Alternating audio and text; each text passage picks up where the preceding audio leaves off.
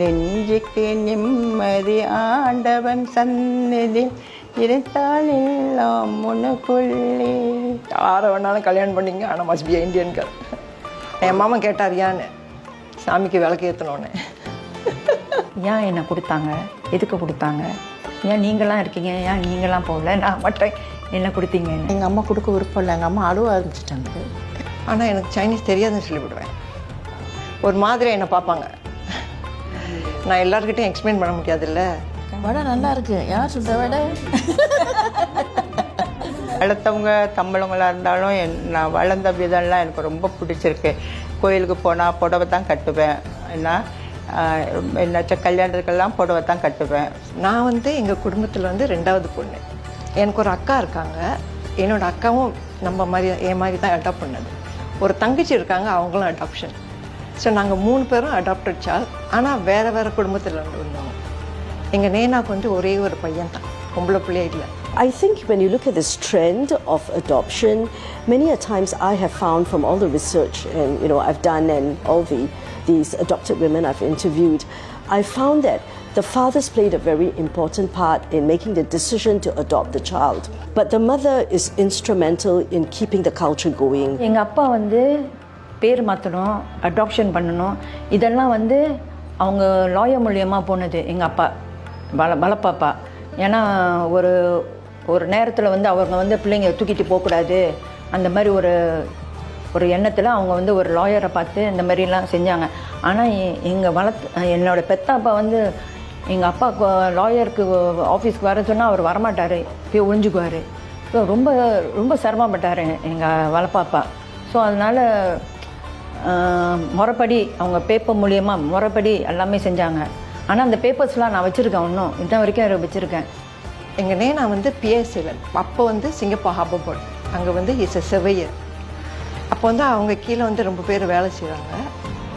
யாருக்கு குழந்தை வேணாமோ கொண்டாந்து எங்கள் நேனாட்ட கொடுத்துருவாங்க. எங்கள் நேனா எடுத்துக்கிட்டார். அந்த மாதிரி தான் நாங்கள் 3 பேரும் அடாப்ட் பண்ணாங்க.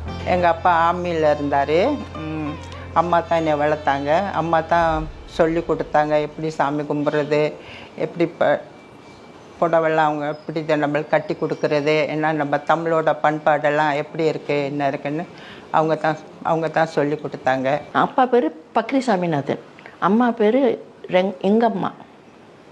அவங்க தெலுங்குனால சின்ன பிள்ளை. அப்போ அவங்க கல்யாணம் பண்ணிவிட்டு பிள்ளை இல்லை. ஸோ அதனால் ஆசைப்பட்டு பிள்ளை சுகாரமாக எடுத்துக்கணும்னு சொல்லி விருப்பப்பட்டாங்க. அப்போ அதுக்கடையில் நம்ம பக்கத்தில் இருக்கிறவங்க ஃப்ரெண்ட் என்ன பண்ணாங்க, இந்த மாதிரி இங்கே பிள்ளை இருக்குது, ரொம்ப பிள்ளை இருக்குது, அதனால் ஒரு பிள்ளைய சுகாரமாக கொடுக்கணும்னு சொல்லிக்கிட்டாங்க. அது எங்கள் சைனீஸ் பாட்டி. அப்போ அம்மா முடியாது சொல்லிட்டாங்க. அப்படி இருந்தாலும் அப்புறம் சொன்னாங்க. அப்புறம் அவங்க ஃப்ரெண்டு பக்கத்து சொன்னாங்க, இல்லை அவங்க நல்ல குடும்பம், அதனால் ஒன்றும் கவலைப்பட வேண்டியதுன்னு சொல்லி அது பிறகு தான் அம்மா மனசு மாதிரி சரின்ட்டு ஒத்துக்கிட்டாங்க. எங்கள் சைனீஸ் அம்மாவுக்கு வந்து நான் வந்து 9வது பிள்ளை. நான் பிறந்து கொஞ்ச நாளில் ஒரு வாரத்தில் 2 வாரத்தில் எங்கள் அப்பா தவறி போயிட்டார். சைனீஸ் தவறி போயிட்டார். அதனால் அந்த காலத்தில் தான் பொம்பளை பிள்ளைங்கெல்லாம் வளர்க்க முடியாதுல்ல, அதனால் கொண்டாந்து கொடுத்துட்டாங்க. இது வந்து எங்கள் நேனா சொன்னார் எங்ககிட்ட. எங்கள் அம்மாவுக்கு வந்து ஒரு மகள் இருந்துச்சு. அந்த மகளை வந்து அவங்க கட்டி கொடுத்தாங்க. கட்டி கொடுத்து ஒரே மாதத்தில் அது இறந்துட்டு. அதனால் அவங்க ரொம்ப வேதனைப்பட்டு, அப்புறம் எங்கள் பாட்டி வந்து எப்படி என்னை எங்கேருந்து தேடி எடுத்தாங்கன்னு எனக்கு தெரியாது. ஆனால் அடிக்கடி நான் எங்கள் அம்மா அழைச்சிட்டு போவாங்க அவங்க வீட்டுக்கு. ஆனால் எனக்கு என்ன இதுன்னா அவங்க ஃபேமிலி ஃப்ரெண்ட் நினச்சிக்கிட்டேன் நான். ஸோ எனக்கு தெரியாது, அவங்க என் சிஸ்டர்ஸ்லாம் இருப்பாங்க, எனக்கு தெரியாது நல்லா ஃபேமிலி யாருமே ஒன்றுமே சொல்லலை என்கிட்ட. ஸோ அதனால் நான் வந்து வாரத்துக்கு ஒரு வாட்டி அப்படி போவோம், இல்லாட்டி 2 வாரத்துக்கு ஒரு வாட்டி அந்த மாதிரி போயிட்டு வருவோம். எங்கள் அம்மா அழைச்சிட்டு போயிட்டு வருவாங்க. ஸோ அது வரைக்கும் எனக்கு தெரியாது. In terms of everyday lived experience, how they learn how to cook, the language is a mixture, right? Because they do learn the language just because they're in the environment. They learn it in school. Both parents make the decision to send the child to a Tamil school, for example, and they pick the vernacular because most of the family friends are also Tamil, right?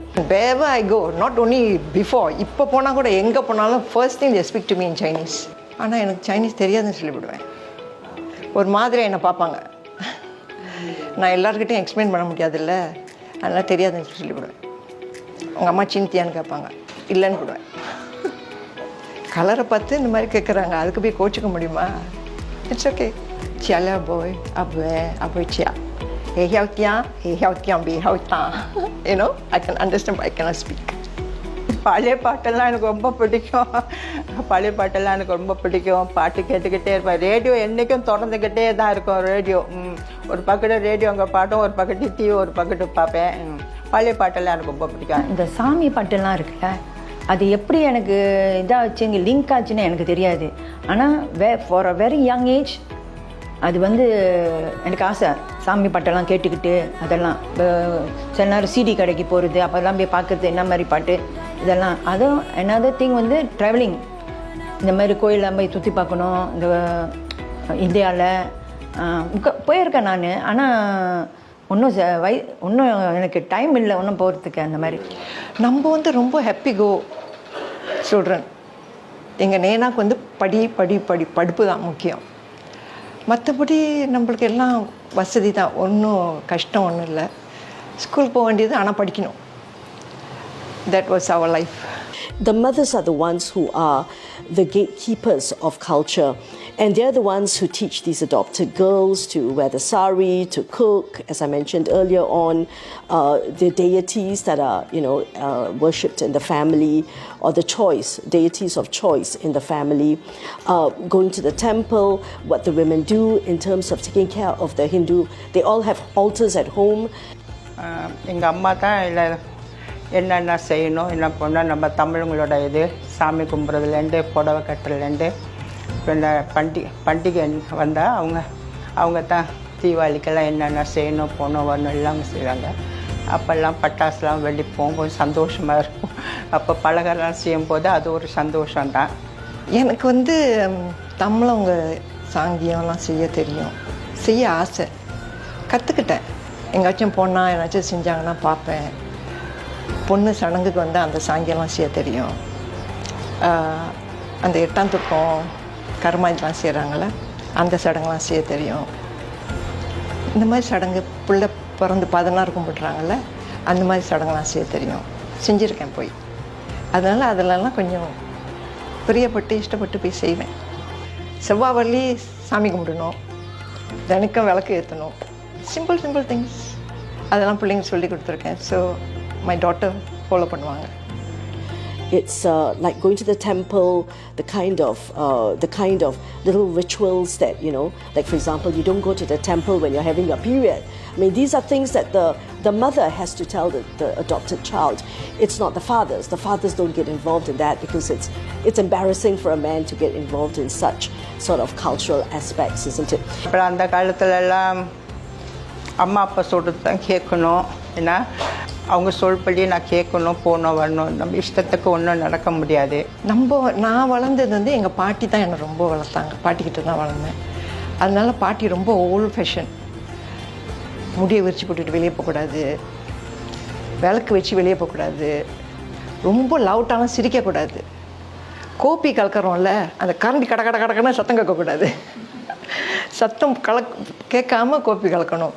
இந்த மாதிரிலாம் எங்கள் பாட்டி ரொம்ப சொல்லி கொடுத்துருக்காங்க. It's your mother or even your grandmother. In some instances, they come from extended homes, and so the grandmother plays the instrumental part in holding on to that culture, and then she passes it on to her daughter.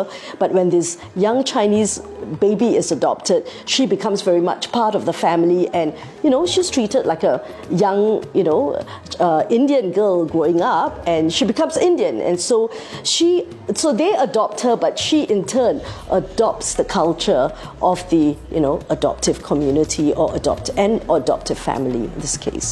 முன்னெல்லாம் நம்ம அம்மா சொல்கிறத நம்ம கேட்க முடியாது. கோயிலுக்கு வாங்கினா கோயிலுக்கு போகணும், ஏன்னா இங்கே வானா இங்கே என்ன அப்படி. இப்போல்லாம் பிள்ளைங்க வளர்ந்த பிறகு இப்போ நம்ம இஷ்டத்துக்கு நம்ம கூப்பிட்டாலும் வரவும் மாட்டாங்க. நான் கோச்சுக்கு வேண்டாம் இப்போ உள்ள பிள்ளைங்கள்லாம் சொல்கிறதுக்கு.